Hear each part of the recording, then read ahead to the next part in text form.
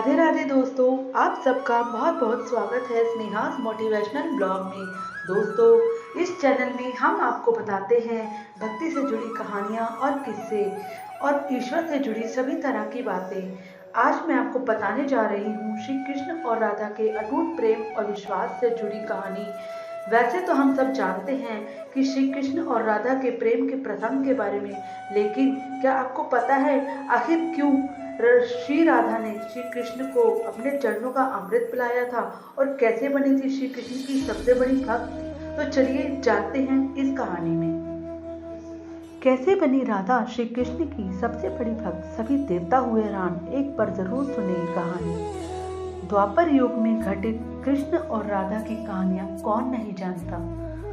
उस वक्त देवताओं में यह चर्चा थी कि राधा ही भगवान कृष्ण की सबसे बड़ी भक्त है।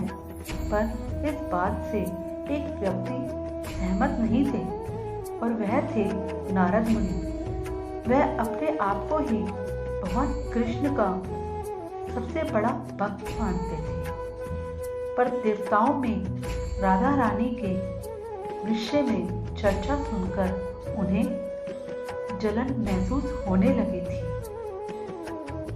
नारद मुनि के स्वभाव से भगवान कृष्ण भी अच्छी तरह अवगत थे। एक दिन नारद मुनि कृष्ण भगवान से मिलने द्वारिकापुरी गए थे। उन्हें आता देख भगवान श्री कृष्ण अपना सिर पकड़कर बैठ गए। मुनिवर ने उन्हें देखते ही पूछा, क्या हुआ प्रभु, आप क्यों सिर पकड़कर क्यों बैठे हैं? उस पर द्वारिकाधीश ने उत्तर दिया, मुनिवर, आज हमें सिर में बहुत पीड़ा हो रही है। नारद बोले, तो प्रभु, इस पीड़ा को मिटाने का क्या कोई उपाय है? कृष्ण ने कहा, हाँ, उपाय तो है। अगर मेरा सबसे बड़ा भक्त अपने चरण धोकर उसका चरण अमृत मुझे पिलाएगा तो मेरा सिरदर्द पल भर में ठीक हो जाएगा।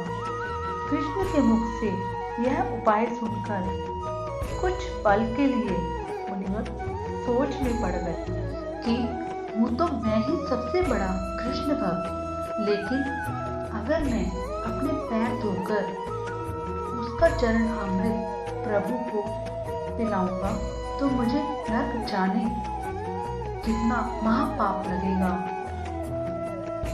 परंतु राधा को भी तो सब कृष्ण का बड़ा भक्त मानते हैं।